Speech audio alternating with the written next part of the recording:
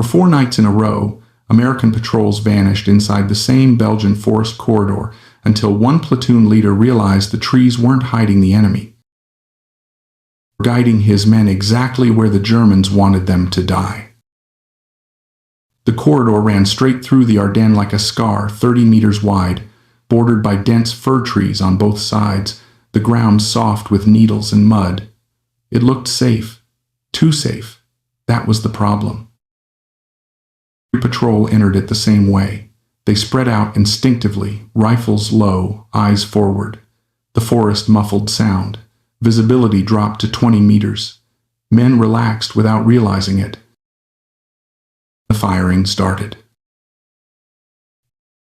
From the flanks, elevated just enough that bullets sliced downward through branches and shoulders. Short bursts, perfect spacing, no wasted ammunition. Anyone who tried to run forward was hit from the side. Anyone who dove into cover discovered there was none. Patrols, 48 hours, 12 dead. Lieutenant Mark Hensley studied the reports from a foxhole instead of sleeping.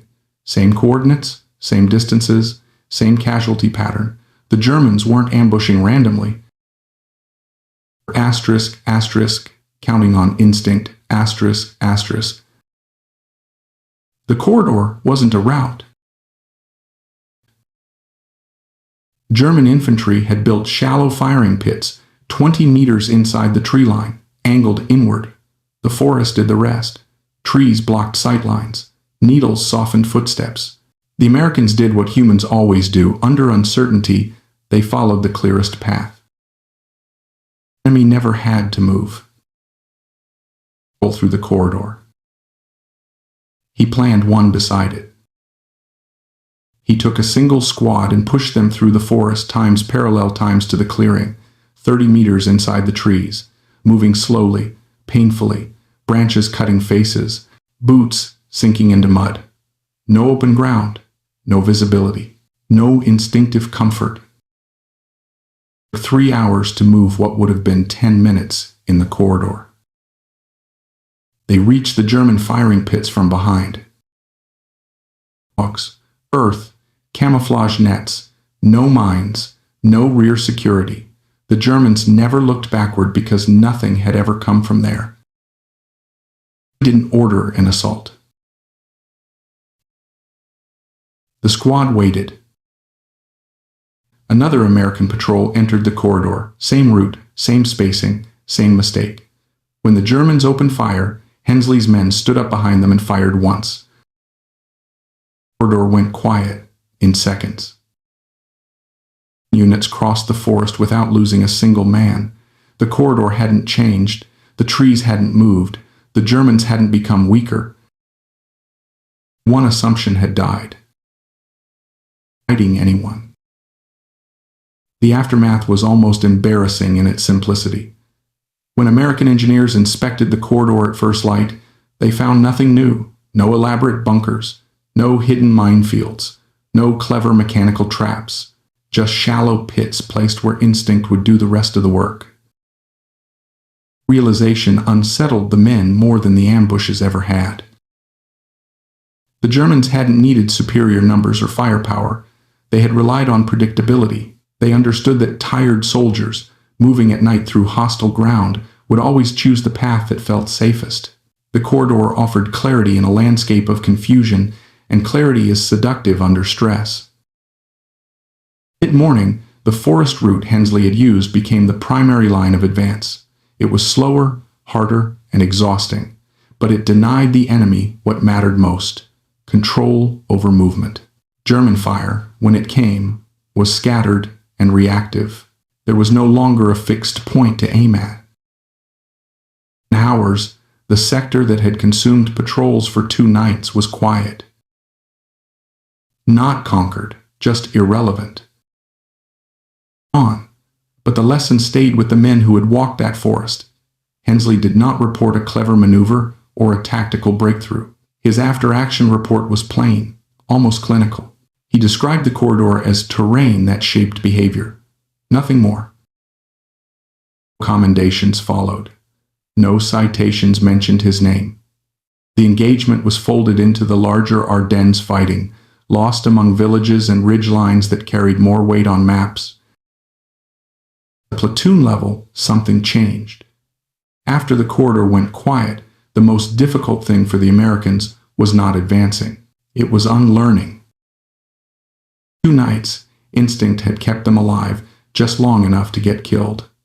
The corridor felt safe because it simplified decision-making. It narrowed the forest, reduced uncertainty, and offered the illusion of control. Under fire, that illusion mattered more than reality. That's why it worked. However, in a technical sense, there were no complex fortifications, no overlapping kill zones drawn by engineers.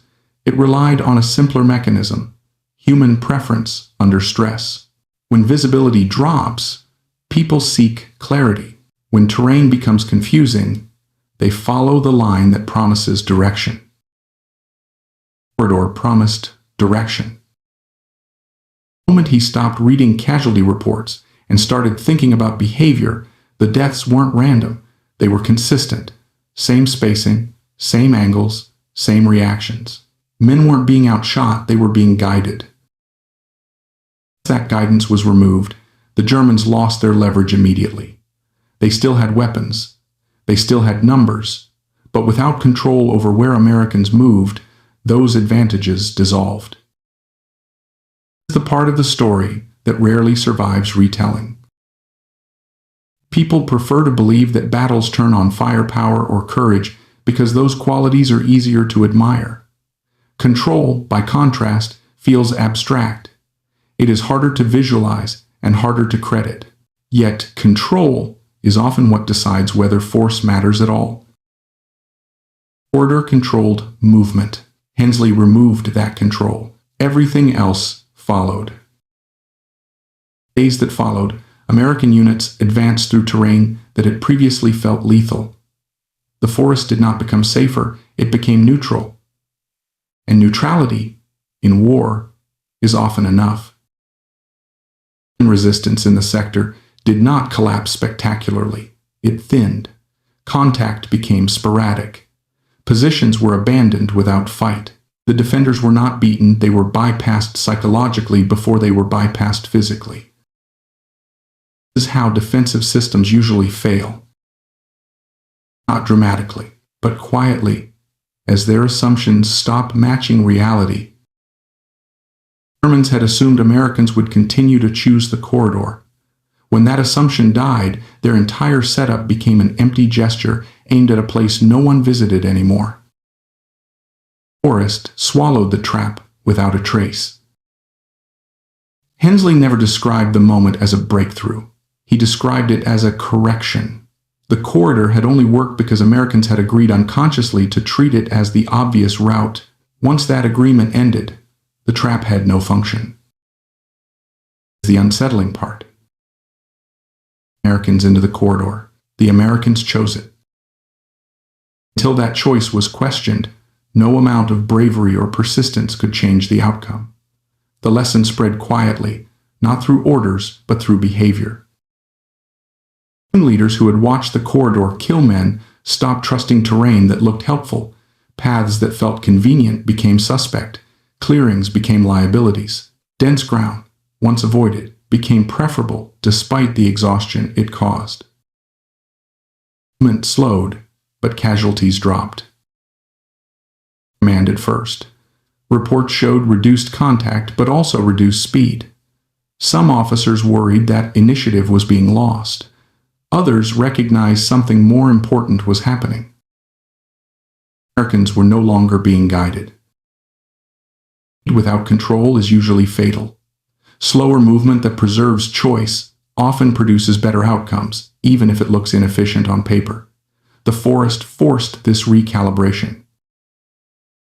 German units noticed it too. Their firing positions no longer produced results. Ambushes missed. Patrols slipped past unseen. The psychological certainty that had anchored their defense evaporated.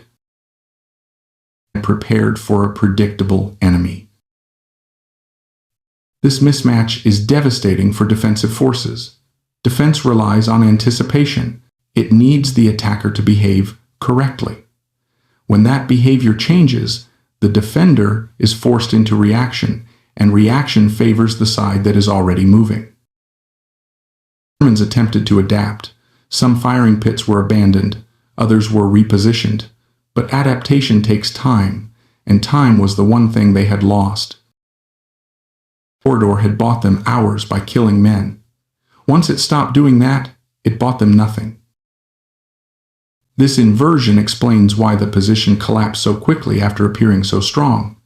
Strength had never been intrinsic, it had been borrowed from expectation. Remove expectation, remove strength. This single forest, it applies to trenches, ridge lines, streets, and even procedures. Wherever one side assumes the other will behave in a certain way, advantage accumulates. Wherever that assumption breaks, advantage drains away. Danger is that such assumptions feel rational. They are built on past experience, reinforced by success, and validated by repetition. Questioning them feels unnecessary until it becomes essential. Lee's choice did not require genius. It required discomfort. Moving through dense forest is miserable. It destroys formation, slows pace, exhausts men, and complicates communication. Commanders avoid it for good reasons. Choosing it deliberately feels wrong. Discomfort is often a signal, frequently manufactured by the enemy. The corridor was comfortable. The forest was not. That difference mattered. The Germans had designed their defense to exploit comfort. Hensley denied them that leverage by choosing friction instead. Friction is not inherently good. Too much of it paralyzes. But selective friction applied, where the enemy expects ease, can be decisive. Nuance is easy to miss. Many misread stories like this as endorsements of difficulty for its own sake. That is not the lesson. The lesson is to identify where ease has been weaponized. At Ardennes, ease killed. Long after the forest corridor faded from operational maps, it lingered in memory as something harder to articulate. Germans didn't talk about it as a victory. They talked about it as a realization, a moment when the ground stopped feeling hostile and started feeling negotiable again. A shift from inevitability to agency is one of the most powerful transitions a unit can experience. Before the corridor was neutralized, men believed the forest dictated their fate. Afterward, they believed they had options. That belief changed how they moved, how they thought, and how they survived. Germans lost more than a position. They lost the ability to shape American behavior. And once that happened, their tactical relevance diminished rapidly.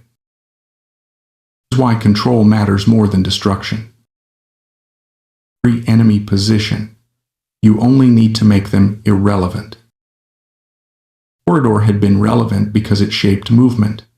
Once it stopped doing that, it did not matter that German soldiers still occupied nearby ground. They no longer decided where fighting happened. Power had shifted. Chaotic, but it is governed by a small number of consistent dynamics. One of them is this: the side that controls movement controls outcomes.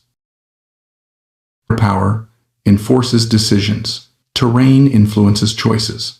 But control determines who decides. Then, the Germans decided for 2 nights. On the 3rd night, they didn't. Come from superior weapons or numbers. It came from refusing to accept the most obvious answer. The corridor existed because humans like straight lines through chaos. The Germans built around that preference. Hensley broke it by forcing his men into uncertainty before the enemy could. Choice saved lives. But because it was honest about how traps work. Succeed when the target cooperates. Traps fail abruptly. Forest corridor still exists today, indistinguishable from countless others. No marker explains what happened there. No memorial records the names of the men who died following instinct into danger. The lesson endures quietly, carried forward by those who learn to distrust clarity when clarity appears too easily. War punishes predictability. It rewards attention.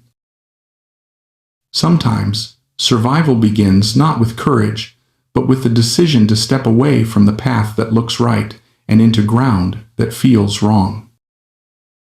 This is where control changes hands. The enemy was strongest. They started asking where the enemy expected them to be.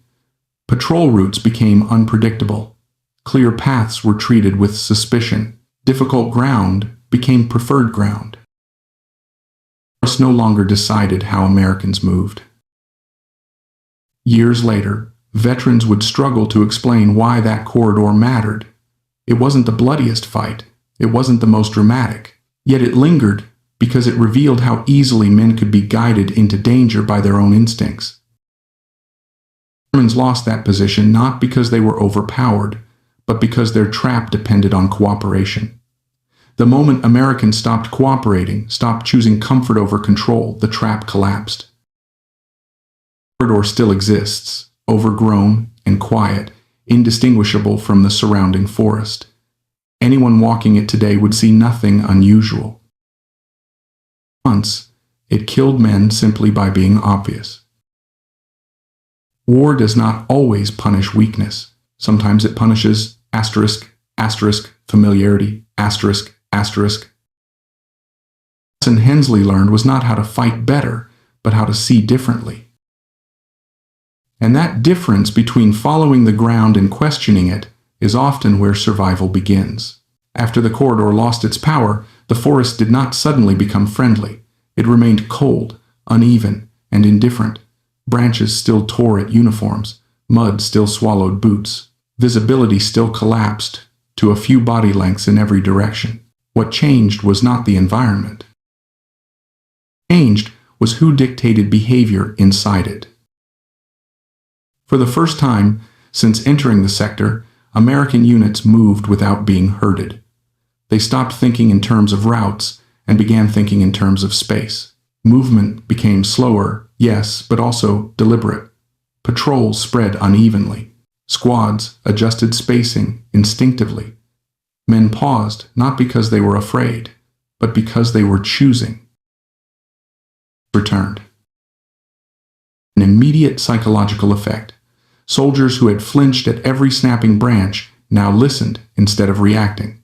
Sounds regained meaning. The forest stopped feeling like a single, hostile mass and began to break apart into features, ridges, dips, tree lines, dead ground.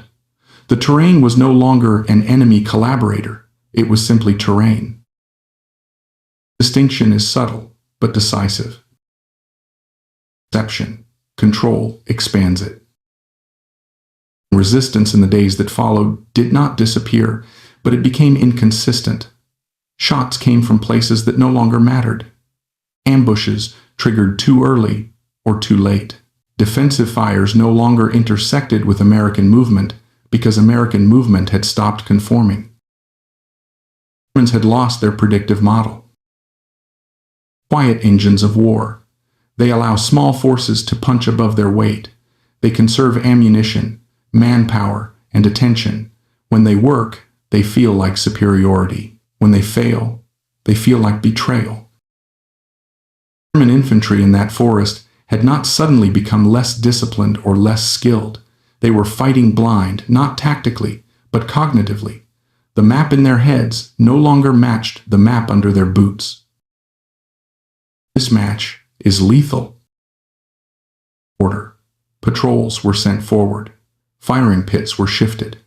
Some units tried to re-establish control by placing mines along likely routes, but likely routes had ceased to exist. Americans no longer moved in ways that could be anticipated. Germans began expending resources without effect. This is the moment when defenders usually withdraw not because they are defeated, but because holding ground without influence is pointless. Ground that does not shape enemy behavior is simply space. In 48 hours, The corridor was bypassed completely. It remained occupied by German troops, but those troops were no longer part of the fight. They could fire. They could wait. They could observe. Could not decide. It was more devastating than loss of territory. Territory can be retaken. Influence is harder to recover once broken. Hensley understood this only in fragments at the time. He did not articulate it as theory. He felt it as absence. The forest no longer pressed against his decisions. It no longer forced him into patterns. That freedom was new and unsettling. Commanders are trained to operate within constraints. Removing one exposes responsibility. Hensley found himself making more decisions, not fewer. Every movement now mattered because it was no longer automatic. Increased cognitive load is another cost of breaking a trap.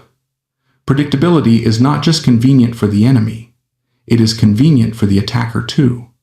Once predictability is gone, effort increases. Effort replaces loss. Immediately, exhaustion rose. Casualties dropped. No one complained. Learned, in the most unforgiving way possible, that comfort in hostile terrain is often a lie. The corridor had offered ease of movement at the cost of choice. The forest offered difficulty in exchange for agency. Exchange saved lives. Isolated. Word traveled along informal channels, the kind that matter more than orders. Squad leaders talked. Platoon sergeants adjusted. Routes were changed quietly, without announcement. Clearings were crossed reluctantly or avoided entirely. The forest ceased to guide. Become smarter overnight. It was because they had been shocked out of cooperation with the enemy's design. Cooperation is the most dangerous part of any trap. It does not feel like surrender. It feels like reason. Have to go this way. This is the only route. This ground is worse. These statements had been true until they weren't. Defense around those truths. When they died, so did the defense. The pattern repeats across wars because it is rooted in human behavior, not technology. Whether the terrain is forest, desert, city, or trench, defenders exploit tendencies, not weaknesses. Attackers fall victim to their own preferences long before they fall to bullets.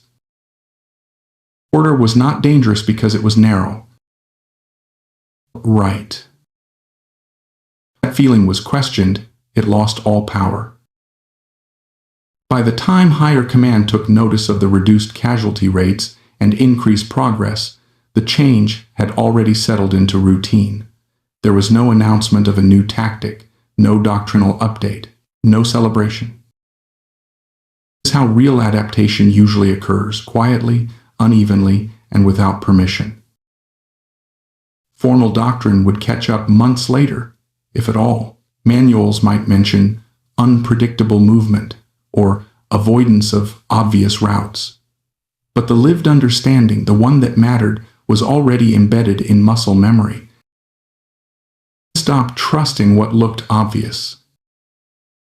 Real legacy of the forest corridor. Later, when veterans spoke of the Ardennes, they rarely mentioned that place by name. It did not feel like a battle. It felt like a mistake that had been corrected just in time.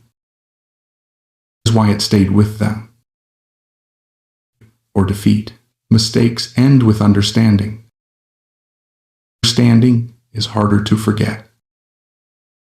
Fight better. It taught them how to see traps that do not announce themselves as traps. It taught them that the enemy's greatest strength is often not his weapons, but his ability to shape expectation. Expectation kills quietly. Thing. Forest corridor killed because it convinced men that safety lay straight ahead. Hensley did not defeat the Germans by being bold. He defeated them by refusing to accept that belief. He chose uncertainty over clarity, friction over ease, and effort over routine. Choice did not guarantee success. It only reopened possibility. Possibility is fragile in war. It appears briefly, then vanishes under pressure. Preserving it requires constant attention. The moment movement becomes predictable again, control shifts back to the defender. This is why the lesson of the corridor is not a tactic. It is a posture. Skepticism toward anything that feels too obvious. A posture of attention to repetition. A posture of discomfort when progress stalls without explanation. Postures are difficult to institutionalize. They resist checklists. They demand judgment. They impose responsibility. Without them, men will continue to die where the ground tells them to go. Somewhere else, another corridor exists. It may be a street, a valley, a procedure, a doctrine, a habit. It will feel reasonable. It will feel efficient. It will feel necessary. Until someone notices the pattern of loss. That moment when instinct is overridden by observation is where survival begins. The problem with survival lessons is that they rarely announce themselves as lessons. They arrive disguised as exhaustion, frustration, and the quiet relief of not losing anyone today. By the time someone realizes what has changed, the change has already blended into routine. It's what happened in the Ardennes forest. Men, no one referred to it anymore. Maps were updated. Routes were reclassified. Patrol logs stopped mentioning the area because nothing happened there. Silence, once threatening, became unremarkable. Inside the units that had learned the lesson, something fundamental had shifted. Men no longer assumed that terrain was neutral. They assumed it was persuasive. Every rise in the ground, every thinning of trees, every straight path through chaos was treated as an argument being made by the environment. The question was no longer, where can we go? But why does this feel easy? Questions slowed movement at first. It created hesitation where there had once been automatic response. But that hesitation was productive. It forced observation. It forced discussion. It forced leaders to justify decisions rather than default to them. Justification is exhausting in combat. The corridor had taught them that the two are often confused. Further east reflected this change. Ambushes that would have been devastating earlier now missed entirely. Units moved laterally instead of forward. Flanking routes replaced direct approaches. The enemy found himself reacting to contact rather than initiating it. Reversal matters more than any single engagement. Initiative is not about speed. It is about forcing the other side to explain itself. When the enemy must guess where you will appear, his preparations lose coherence. When he must defend everywhere, he defends nowhere effectively. Germans had built their corridor trap to concentrate effort. Once Americans dispersed effort unpredictably, German strength diluted itself. Is death to defense. The temptation to return to old habits remains strong. Fatigue encourages shortcuts. Shortcuts encourage predictability. Predictability invites traps. This is the cycle war enforces relentlessly.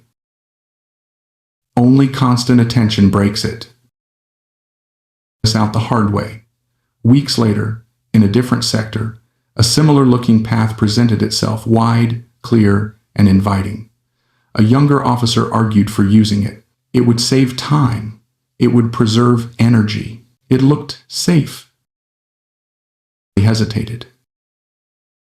Dangerous, but because he could not explain why it felt safe. Feeling alone was enough. Later that night, another unit used it and took fire from positions that had been waiting for exactly that choice. One credited Hensley with foresight. He had none. He had only memory. The corridor had rewired his instincts. How real learning occurs in war, not as knowledge, but as changed reflex. Reflex is what gets tested under fire. Are the ones that alter reflex before conscious thought has time to intervene. The corridor had done that. It had turned comfort into suspicion and difficulty into opportunity. Inversion is uncomfortable to live with. It keeps soldiers tense even when nothing is happening. It denies the relief that comes from believing the ground is on your side. Relief is often false. It only amplifies behavior. This is understood. War looks different. It becomes less about overpowering resistance and more about dismantling the structures that create it. Sometimes those structures are physical. Often they are psychological. Corridor was both. A feature that created a psychological agreement. This is how you move here. The Germans exploited that agreement ruthlessly. The Americans paid for accepting it. That agreement did not require violence at first. It required refusal. Refusal to go where instinct pointed. Refusal to accept ease as safety. Refusal to believe that repetition meant necessity. Refusal was costly in effort and time, but cheap in blood. Blood is the currency war spends most freely. Anything that preserves it deserves attention. Yet attention is precisely what is hardest to sustain. Lessons blur. New leaders arrive without memory of old traps. Success breeds confidence. Confidence breeds assumption. Assumption breeds repetition. The cycle resets. That's why stories like The Corridor matter not because they provide a tactic to copy, but because they warn against a posture to avoid. Posture of unquestioned acceptance.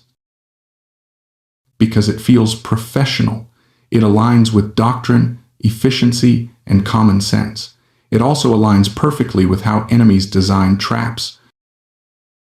Traps work best when they feel reasonable. Until it wasn't. When reason is revealed as manipulation, is the hinge on which survival often turns. Rarely offers such moments clearly. They are usually buried under noise, fatigue, and urgency. Recognizing them requires space to think and the courage to act on uncertainty. He did not know he was doing anything exceptional. He only knew that continuing felt wrong. Feeling is not mystical. It is pattern recognition working below language. Patterns repeat until they are noticed.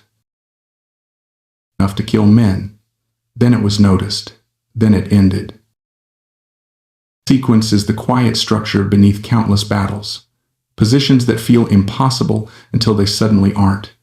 Kill zones that dominate until someone stops cooperating. Stalemates that vanish when assumptions shift. Danger lies in believing those moments are rare or exceptional. They are not.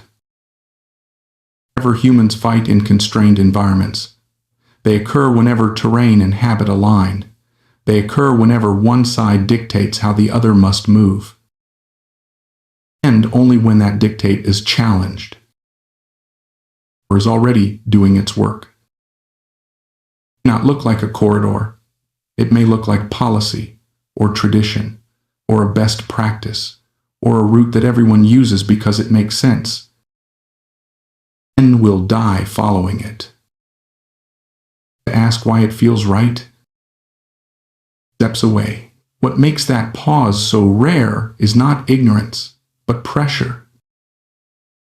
War punishes hesitation immediately and rewards it only indirectly. A commander who pauses to question an obvious route risks accusations of timidity, delay, or indecision. An officer who follows the expected path and loses men can always explain himself afterward. He did what doctrine suggested. He did what others had done. He acted reasonably. Reasonable decisions kill more soldiers than reckless ones. This is the paradox the corridor exposed. The battlefield are often the ones no one argues against. They slide through briefings without resistance because they align with shared assumptions. They feel professional. They feel efficient. They feel correct. Feeling is exactly what the enemy counts on. The Germans in the Ardennes never needed to compel American movement. They only needed to understand it. Once understood, movement became predictable. Once predictable, it became controllable. Once controllable, it became lethal. Control without confrontation is the ideal defensive condition. It conserves ammunition. It minimizes exposure. It allows small units to achieve disproportionate effect. The corridor achieved all three. As it did. When Hensley broke that control, the Germans were forced into a different kind of fight, one they were not prepared for. They had built for certainty, not ambiguity. Their positions assumed approach vectors that no longer existed. Their fire plans intersected empty ground. No longer fighting Americans. Absence is difficult to engage. You cannot suppress it. You cannot outflank it. You can only guess where it might reappear. Nothing favors the side that already accepted uncertainty. The Americans, once trapped by the corridor, now moved as if the forest itself were negotiable. They stopped treating terrain as instruction and began treating it as suggestion. That shift turned the environment from a script into a toolkit. Transformation did not make them invulnerable. Men still died, mistakes were still punished, but deaths were no longer concentrated in the same place, for the same reason, in the same way. Turns dissolved. Taken for success. It is not. It is simply the precondition for it. Breaking patterns of loss, no tactical improvement matters. This is why the corridor mattered beyond its immediate effect. It taught a form of skepticism that applied everywhere. Skepticism toward ease, skepticism toward repetition, skepticism toward any explanation that relied on inevitability. It had to be done. There was no other way. That's just how the terrain is. These phrases are often signals that thinking has stopped. Commands. It offers incentives. Corridor incentivized speed and clarity. Those incentives became lethal. Hensley recognized that the incentive itself was the trap. Recognition did not come from brilliance. It came from proximity to loss. Enough men had died that the pattern could no longer be ignored. This is the cruel calculus of war. Insight often arrives only after sufficient blood has been spent to make ignorance unbearable. Danger is that once a lesson is learned, it is rarely preserved in its original form. It is abstracted, simplified, and eventually diluted. The corridor becomes a story about flanking or using cover creatively. The deeper point that comfort can be weaponized fades. That deeper point is the one that matters. Modern warfare, despite its technology, has not escaped this dynamic. Sensors, drones, and precision munitions change the scale and speed of control, but not its nature. Systems still rely on prediction. Prediction still relies on behavior. Behavior is still shaped by incentives. Whenever those incentives become obvious, they become exploitable. The corridor is not a relic of mid-20th century infantry combat. It is a recurring structure. It appears wherever movement channels exist, physical or procedural, supply routes, communication protocols, decision hierarchies, digital networks.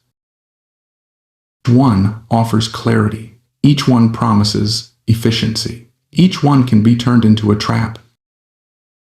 The lesson is not to abandon structure, but to interrogate it relentlessly, to ask not only what a structure enables, but what it assumes. Who benefits from those assumptions? Who suffers from them? Lee did not dismantle German defenses. He dismantled an assumption about how Americans would behave. That was enough. The forest corridor never regained its relevance.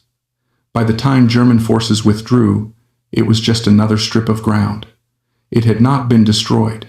It had been ignored into uselessness. It is the fate of all traps once they are recognized. They do not explode, they wither. It ends with decisive moments.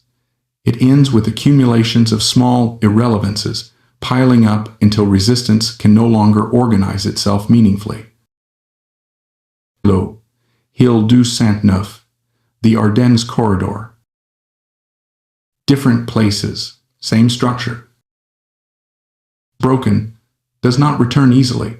It requires the enemy to forget, and forgetting, in war, is expensive. Men who survived the corridor did not become philosophers. They did not carry articulated lessons into the future. They carried something simpler and more durable. Trust of ease, distrust of repetition, distrust of paths that feel too obvious to question. Distrust saved lives long after the forest faded behind them. Somewhere else, someone is moving down a route that feels right. Fair enough. It makes sense. One is arguing against it. O is a ***, single continuous continuation, to 2,000 words, ***, same ***, Ardennes corridor story, ***, same tone, no reset, no recap-heavy repetition. It deepens consequences, psychology, and institutional tension. It's during a campaign, but everyone senses is that survival is unevenly distributed not by courage, but by timing. Who died in the corridor died early enough that the pattern was still invisible. The men who lived crossed after the pattern had been broken. The difference between them was not skill, intelligence, or discipline. It was sequence. It does not kill at random. It kills according to structures that remain unseen until they have consumed enough lives to outline themselves. The corridor outlined itself slowly. A stroke. Each failed patrol darkened the shape. But it took a certain accumulation before the outline could be recognized as something intentional rather than unfortunate. This is why early losses are the most dangerous. They are easiest to dismiss. Commanders explain them away as bad luck, poor visibility, or enemy alertness. They assume that improvement will come from refinement rather than rethinking. More caution, better spacing, stronger overwatch. That happened in the Ardennes. The Germans did not need to adjust. Their trap absorbed improvement effortlessly. Tighter spacing only made bursts more efficient. More caution slowed movement and prolonged exposure. Additional fire revealed positions without changing outcomes. Corridor punished effort. Warning sign. When increased effort produces no meaningful change in result, the problem is not execution, it is structure. Structures are harder to confront because they implicate decision-making above the tactical level.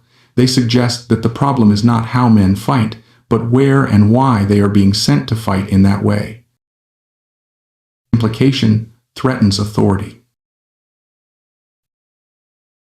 Hensley felt that resistance immediately after the corridor was bypassed. His company commander accepted the result without curiosity. The battalion staff noted reduced casualties and moved on. There was relief, but no appetite for inquiry. Inquiry would have raised uncomfortable questions. Why had the corridor been used at all? Why had losses been allowed to accumulate? Why had no one questioned the pattern earlier?